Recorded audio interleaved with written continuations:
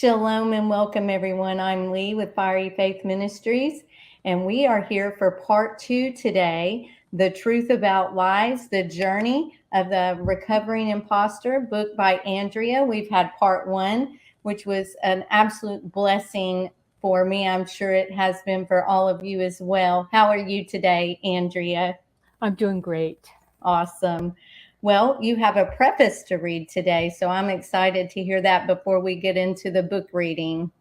Yes, in part 1, I referred to a now time, and then realized later that in the preface I had explained what I meant by a now time, but the listener and the reader didn't get that. So I'm going just to explain what I meant by that. In my journal, I sketched 4 little words and then penciled a spiral around them: before, then, now, and next. At the time, I only vaguely knew what was simmering on the back burner of my mind. But I went on and lived my life for a while without giving the words much thought, until one day I went back to them and checked. They had melded into one word, fully integrated, that looked very much to me like this journey we call life, the events that spin us around and cause us to take note, or to take a new route, or to take us off track. There was this life we were living rather unintentionally before, which is no longer. Then something happens. Now we have to ignore it or face it. And if we face it, we then must take action. This now time is the most important step in the cycle, for the now determines the next. Even as I write this, I'm in a now time. It's not what you might think, that moment in time you're experiencing presently. In this context, my now time is an attitude, a position I'm taking about what I'm discovering, how I will incorporate it into my being, and what I will do differently as a result of it. A now time could extend over a few moments or over several years, depending on what you decide to do with it, how big the discovery is, or how much cognitive dissonance comes with it. When I came across the imposter phenomenon, I was catapulted into a now time I was not expecting. They can occur suddenly. So I felt like the listener and the reader needed to know a little bit more about the now time, because I believe I refer to it several times throughout the book, so that will help the reader. Then I realized also that I hadn't given maybe the broader definition of the imposter phenomenon, which is also in the preface that I didn't read. So I'm just going to pull that paragraph out and share that. Okay. Without exception, when I mention the topic of my writing, people ask, what is the imposter phenomenon? And I'm not surprised, because there was a time that I had to ask the same question, even though I had been living the life of an imposter for over half a century. The first conversation about the imposter phenomenon became a tipping point for me. You know, one of those events that seemed so inconsequential at the time, but when looking back, you realized it changed your life.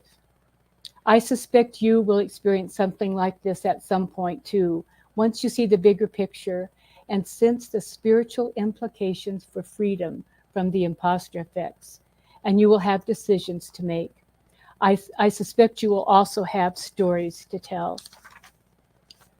Some of you may mistakenly think you know what I'm talking about when I mention the imposter. If you're one of those, it will help you to know what I am not talking about. I'm not talking about people who purposefully misrepresent themselves for personal gain. Neither am I describing those who play the victim to get sympathy, or those who perform to get accolades, or who are habitually disingenuous. They are imposters of another kind. But rather, the imposter phenomenon is the term used to describe the inability of high-achieving individuals to internalize their success or believe that they are capable or responsible for their own accomplishments. Other people overestimate the imposter's abilities, and that makes the imposter feel like a fraud. When imposters actually achieve something grand, they tell themselves it's a fluke and unrepeatable. They feel completely unworthy of praise, and refuse to accept or even acknowledge a compliment. They are filled with fears of all kinds, but put up a good front to hide them. So that's just a little update on what might be helpful to know before we go to part 2. Absolutely. Thank you so much for sharing that. I can't wait to get into part 2. Thank you so much. Yes. So I'm going to take myself out and I'm going to add in, and I will be here listening. Thank you. In my first chapter, I referred to lies as seeds. In the second chapter, I refer to lies as sprouts. My second chapter spans age 25 to 50. The seeds of the imposter were planted in my childhood. They were watered during my 2 brief adolescence, and they came into full bloom and then spread through my early adult life. In the process of looking back and taking time to reflect, I discovered lies I had believed along the way, mostly not even knowing I had taken them in and begun to structure my life around them. A growing incongruence emerged between how I saw myself and how the outside world saw me. I felt fear but displayed confidence. I felt initial joy at any compliment or accomplishment, but displayed embarrassment, feeling guilty because I didn't deserve it. I set goals to meet my passion, even taking steps toward it, but became anxious and insecure when having to perform tasks, expecting failure at every turn. I worked hard and was rewarded for that, but I never felt like I had done the best I could. Outwardly, all appeared fine. Inwardly, I was suffering. Such is the life of an imposter. I admit to being puzzled at times and embarrassed at others, but I did not or could not take the time to get help or self-reflect enough to solve my puzzle. From age 25 and on, through my second chapter of life, I just had to keep moving, living the lies I had believed and letting them rule me. Lie number 12. I don't deserve to rest. All during my early adult life, I brushed off uncomfortable thoughts and feelings that settled over me when I sat down or laid down to rest. There were always so many things to do, as I remember hearing, so I would get up and go back to them, driving myself to weariness. The feeling I had during those times was a kind of dread, a subtle fear of what was coming, and the drive to keep going seemed to be the remedy for it. One Christmas break during my early college days, I filled in at a restaurant bar hangout for a friend of mine. I'd never waited tables or served drinks before, but I was willing to do it because the children were spending some time with their grandparents out of state, and I needed the extra money. About halfway through my shift, I was summoned to a table of 3 guys. Of course, I assumed they were ready to reorder. Instead, one of them, waving some money at me, spoke up and said, "We'll give you $20 if you'll just slow down." Of course, I took it and laughed it off while in front of them, but I was embarrassed and self-conscious the rest of the night as I tried to look relaxed and at ease. The inner drive to do my best, to make my friend proud, to get past my fears, all of this left me physically and emotionally exhausted most of the time. The truth. So you can imagine how I must have felt years later when I came face to face with the reality of what Mashiach said, as if directly to me, "Come unto me, all ye that labor and are heavy laden, and I will give you rest. Take my yoke upon you and learn of me, for I am meek and lowly in heart, and you shall find rest for your soul." Matthew 11:28-29. I have discovered so many levels of understanding when we take note of a word like this personally. We hear it, and it comes to mind on and off over a period of time. We go back to it in the Word, reading it in different translations, maybe even doing a study on keywords, and at some point it has moved from our intellect to our heart. And in times of weariness, we speak it aloud as if from memory, so that our intention is known in the spiritual realm, and our body can benefit from the reality of His truth. If we come to Him, He gives us rest. Over time, we learn to come more quickly if we are wise. I have this portion of scripture on a bulletin board in my office to this very day. I still speak it and benefit from hearing his voice in it. Because most of us, life isn't easy. A strong inner voice dictated to me during those years. It was a voice that cared very much what other people thought of me. One that had very definite ideas about how things should be and shouldn't be. I don't know where those convictions came from so early in my life, but it has been a battle to confront and defeat them.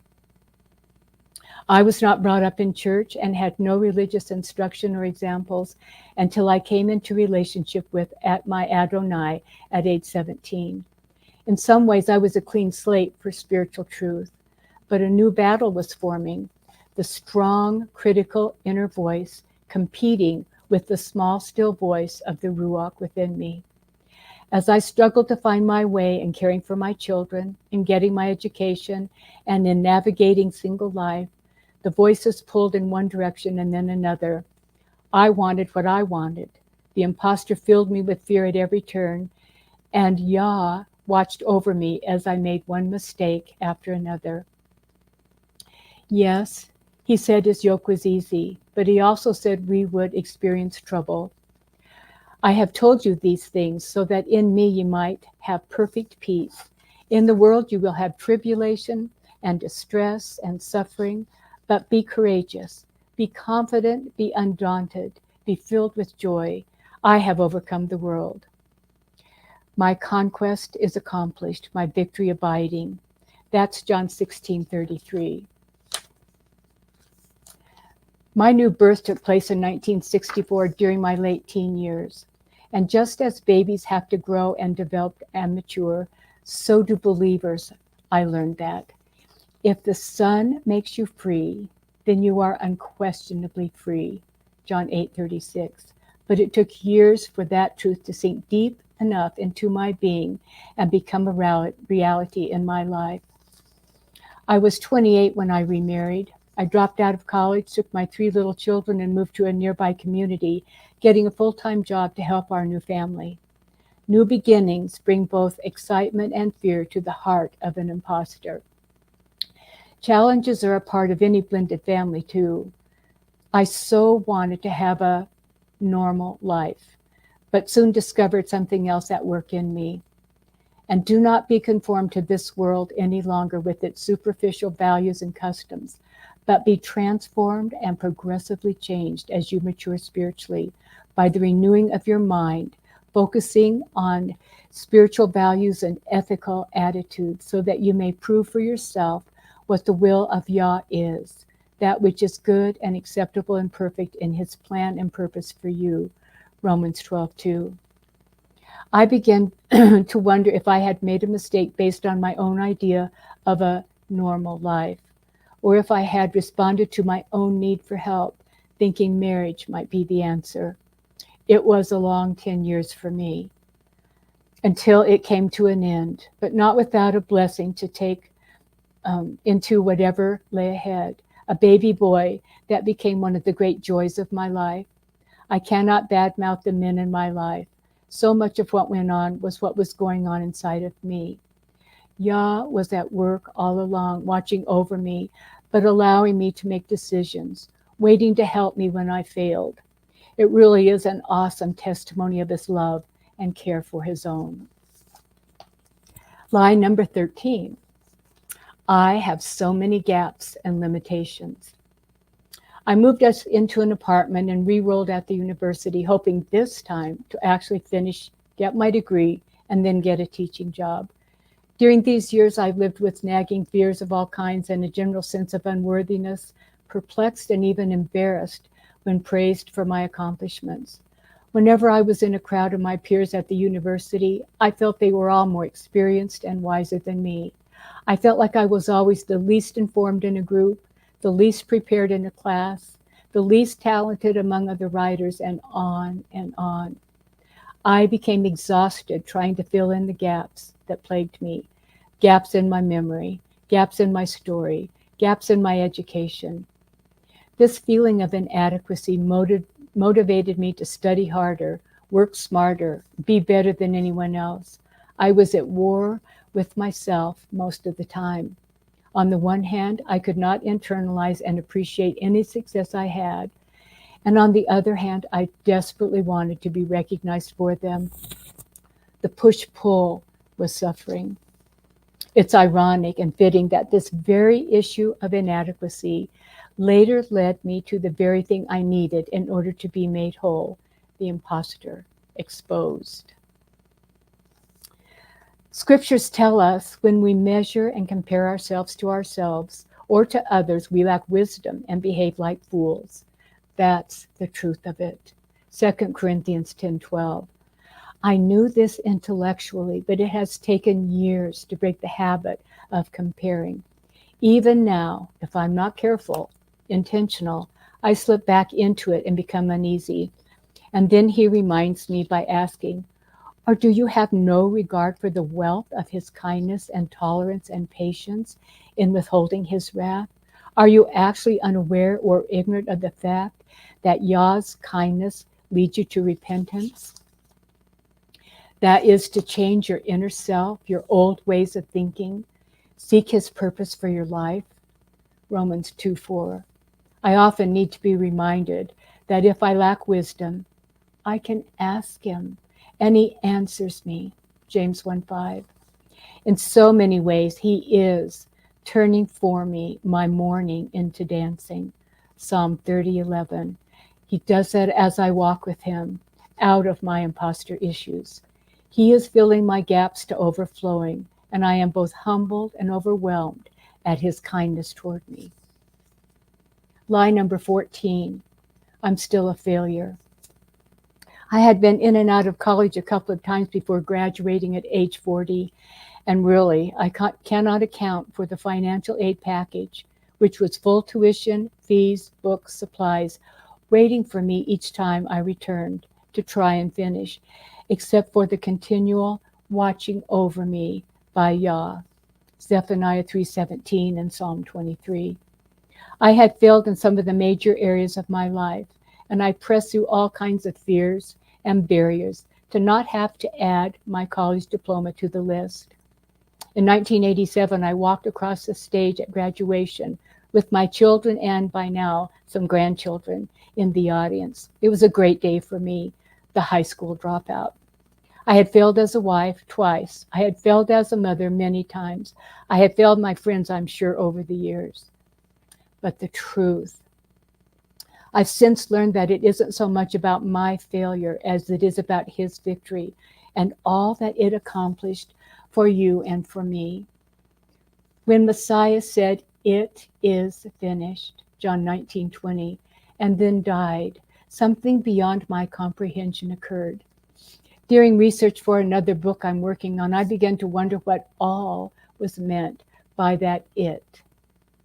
What I have seen so far from Psalms 103, 1-5, Yah, through the psalmist, implores us not to forget all his benefits and then tells us what they are.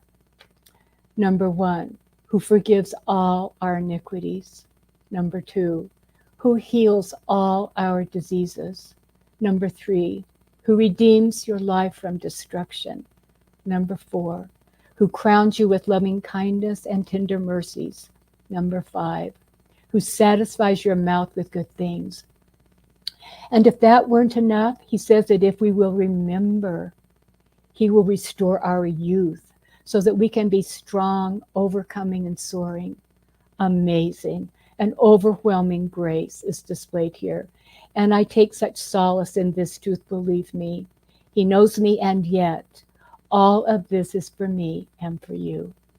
Yes, I still fail, but I have finally come to believe that I am not a failure. There's a difference. Number 15, the lie. I can do whatever I want. I discovered another lie that was not yet exposed and replaced with truth. There were periods scattered throughout my life when I just gave up trying to be good, gave up trying to do what was right.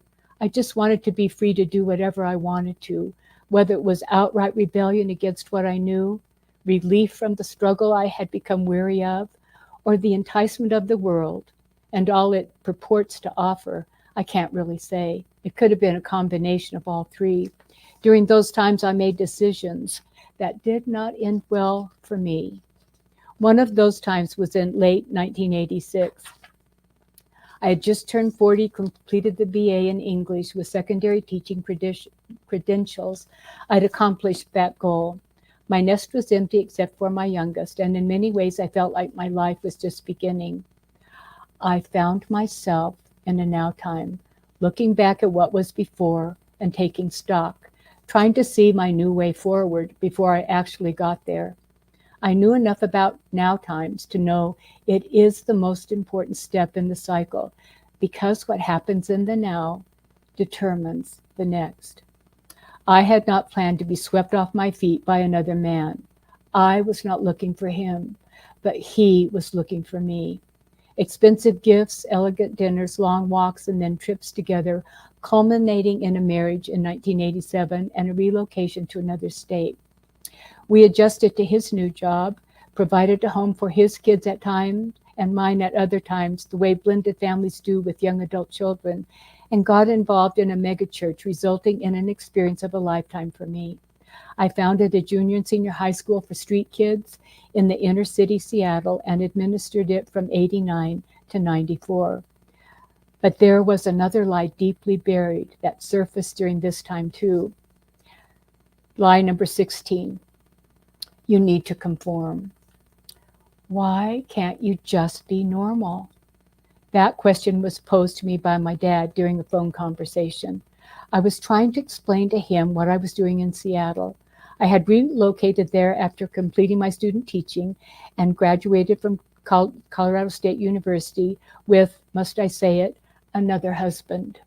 Since it had taken me 17 years to finally get the bachelor's degree, my dad thought I should just stay put, as he put it, and settle into a nice teaching job, teaching English somewhere. For him, I guess that would have been normal. And I understand that. It wasn't a vicious comment. My dad was not a vicious man. He was reserved to the point of being stoic, only opening up after a few drinks. Why can't you just be normal? Why can't I? What was normal? I tried to explain myself to him back then.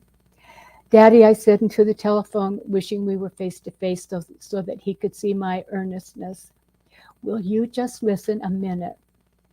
I don't try to be different. It's just when I saw those kids on the street. Have you ever seen that? Kids living on the street. It's mind-boggling. There's so many of them.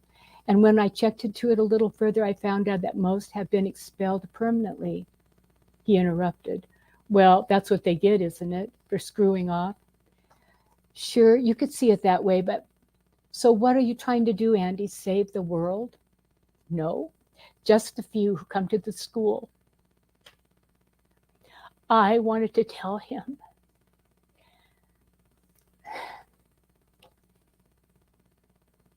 The starfish story I always used when speaking publicly about the school. Picking up the beached starfish and throwing them back one by one. But I went on. Don't you see that when they no longer have the choice, then they want it? They want what they think they can no longer have. Isn't that wild? My heart was pounding, my mouth was dry, and my mind was rushing around all the things I wanted to say to him. Look, I started this process a couple of years ago by opening up a GED program for older street people. Do you remember me telling about the dinner I went to at the mission a couple of years ago? Yeah, kind of. What about it? It was a little strange now that I look back on it. I wondered what those people thought initially. Here I was, some little school teacher going around with their little clipboard, signing up street people for school. But you know, we had a full classroom that first day. It was pretty cool, really. I thought you said you were working with kids, he prodded. Well, that first year at the mission in the GED program was preparation for what I really wanted to do. But I had a lot to learn about inner city life. You know what I mean. Didn't see street people in Riverton, Wyoming, did we? I went on. It took me that whole first year to get the nonprofit paperwork finished, some volunteers trained and ready to go, some more money raised, and a building secured before I could open the Seattle Street School. But the kids had already heard about it and were checking us out before we were even ready. Okay, well, you seem to be doing all right then, so let's talk again soon. Love you, Andy. Love you too, Daddy. Bye. I had so much to tell him. I wanted to let him know that the school was getting lots of publicity from radio and television stations and from civic groups who were inviting me to share the story. Funny how strangers seemed to be more interested in what was going on than my own family. So I told them whenever I had the chance. We provided one-on-one instruction for any student, age 12 to 25, who was accepted into the school. Before beginning classes, each student was personally interviewed by me and was tested for appropriate grade level competency in each of 4 core content areas: math, science, language, and history. Then we selected a team of volunteers to work with each student individually in each academic area, following a curriculum plan specifically designed for him or her. We provided everything needed from school supplies to lunch. It didn't take long to discover that our daily 8 to 3 schedule did not work for our students. That seemed that they were a nocturnal group, so that was a little early for them.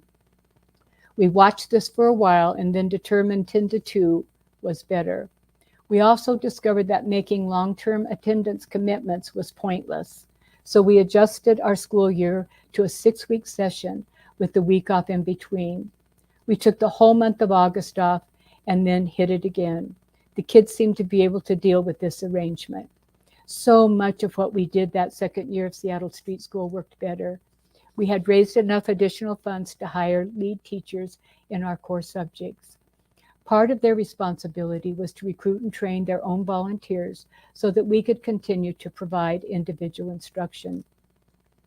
They were also responsible for testing and creating curriculum plans appropriate to each student's needs, and then overseeing the volunteers. The staff motto was, whatever it takes.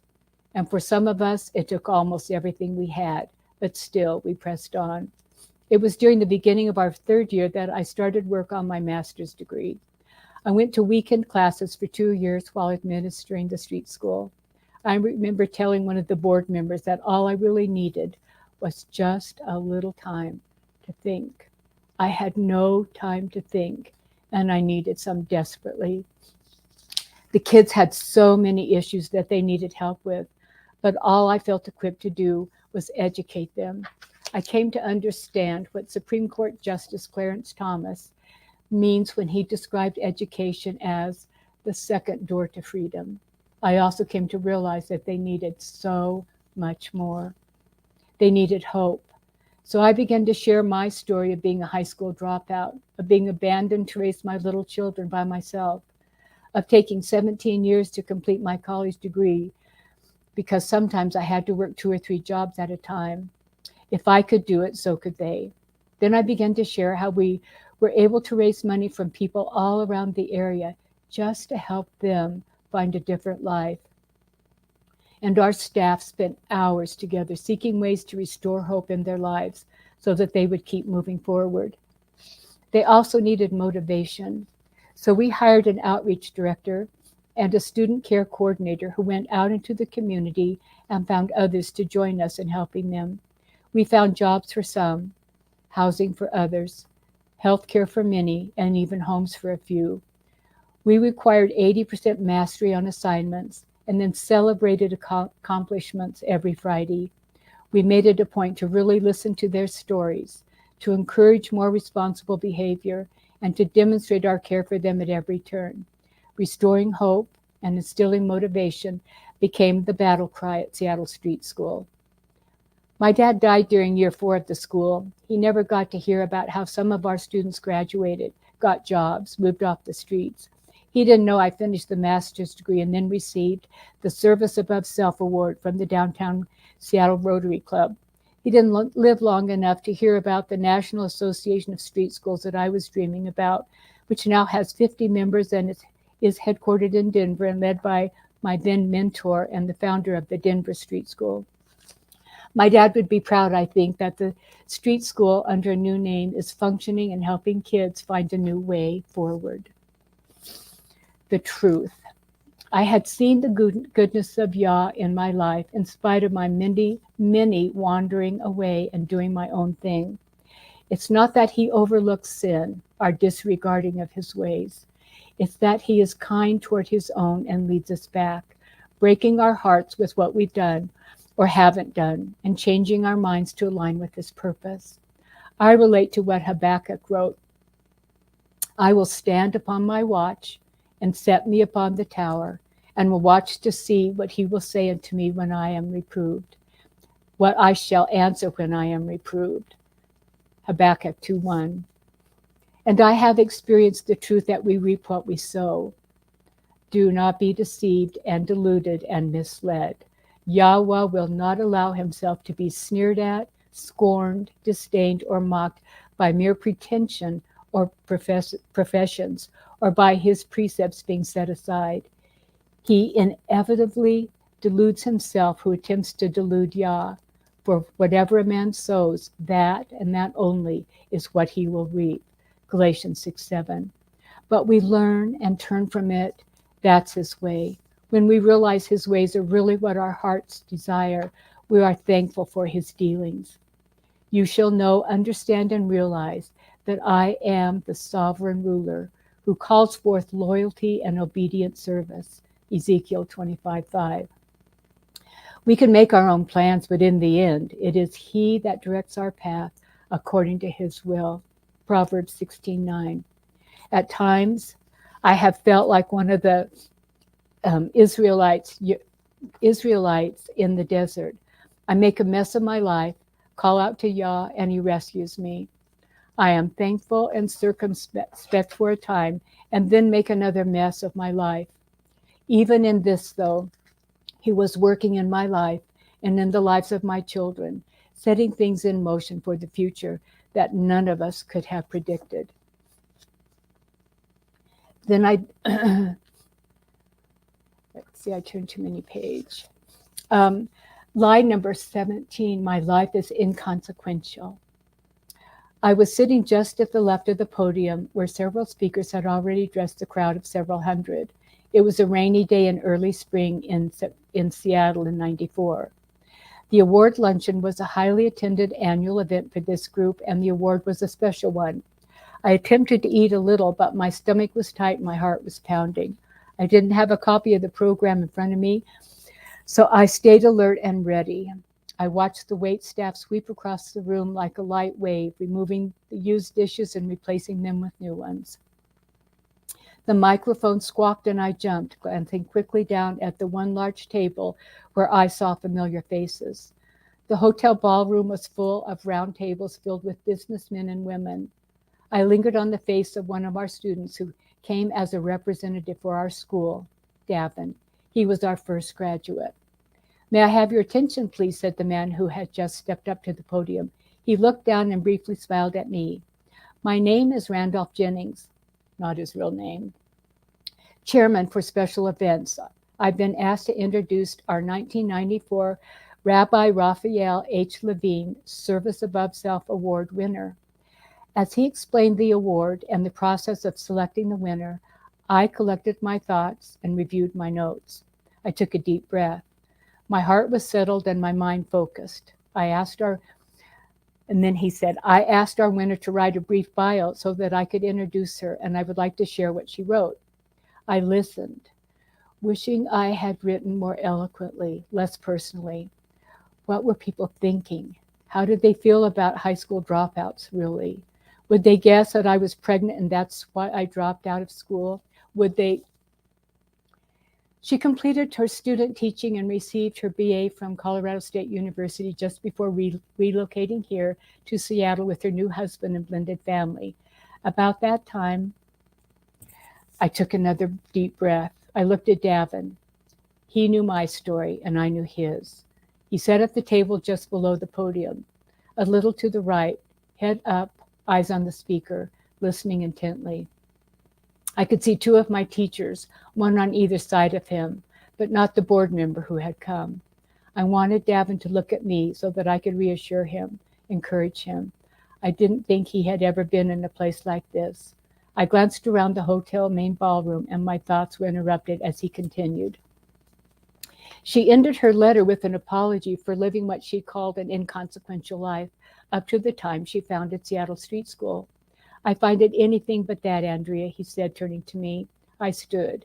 He reached out to welcome me to the podium and said into the microphone, I'd like to introduce you our 1994 recipient of the Service Above Self, to the founder and executive director of Seattle Street School. The applause was too long. I needed to breathe. I looked down and saw Devin. He smiled. I struggled to hold back tears. Thank you so much. I glanced at my notes, collected my emotions, and spoke quietly but confidently into the microphone. The 5 years of raising money for my nonprofit had provided ample opportunity for public speaking.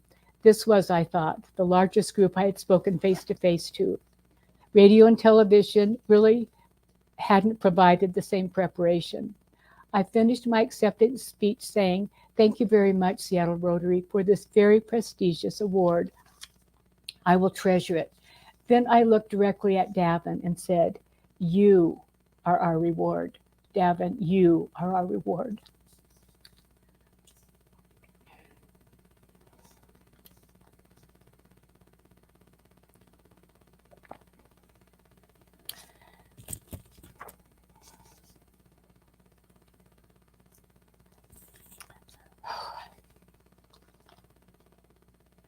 I looked up at the crowd. I looked up as the crowd began to applaud. I said, thank you again and smiled and turned to step down from the podium. People all over the room began to stand and clap. I was embarrassed and didn't know what to do. I searched for help from those sitting nearby, but they were standing and clapping too. I stepped toward my chair, not knowing if I should sit or stand, and just continued repeating thank you and wiping the tears I hope nobody saw. The truth. In my wandering, yes, even then, Yah was at work in my life. Shortly after the ceremony, we left Seattle and eventually found our way back to Colorado. It was there that I earned my third chapter. I entered my third chapter and found myself going through doors I had never imagined. I have come to understand in a profound sense that his ways are not our ways and his thoughts are not our thoughts. Isaiah 55:9. We suffer the consequences when we stray, but we do not receive the punishment we deserve because of his great love for us. It is of Yah's mercies that we are not consumed, because his compassions fail not. Lamentations 3:22. And I also have come to see that what he uses and what he causes are two very different things. When I began to see that who I was created to be was not who I thought I was, my life began to change. So I encourage my readers to take a moment and capture their thoughts.